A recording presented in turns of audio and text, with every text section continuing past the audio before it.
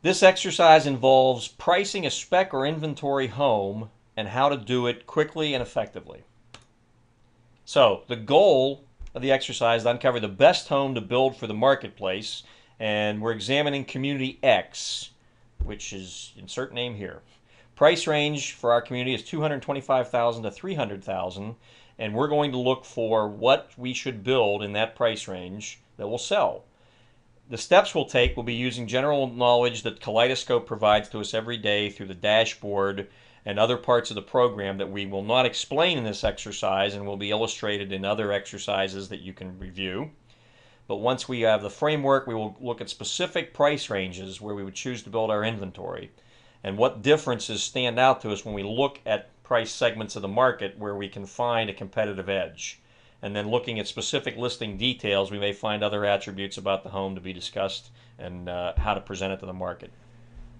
We come into Kaleidoscope at the dashboard, an area we're very familiar with because we work with it every day, and it's covering the zip code or other geographies. But right now we're right in the area around our community, and we've got charts that show us more details about the community.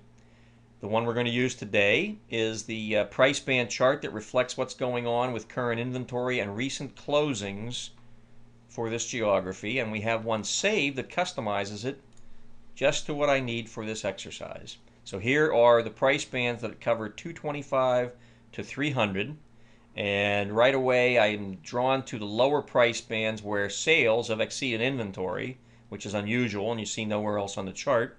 So I'd like to know what's going on with the inventory first in this area, and the listings showed me that sales prices tend to be a little higher in the range, and I only see one new construction listing, verifying that on page 2 that I see no more new construction listings. So there's not much new home opportunity right now in this price range. This is good for me as the builder, and I want to go back and verify what's going on with sold data in that same price range recently. And just as easily I can switch over and see the sales, and when I start looking for what was sold new construction, I can see there have been a couple here, a couple more, and I've got a lot of new home activities being sold and not much inventory replacing it right now. With lots of sales in these price ranges, I could take a look. I noticed that it seemed that the high end of the price range had some interesting activity too, so maybe I want to check 275 to 300.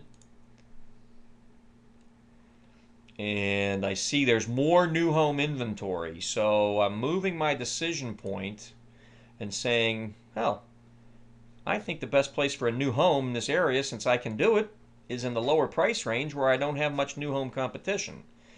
So that's my choice, is to build a house somewhere below 230 where there's opportunity for me and not much other new home opportunity.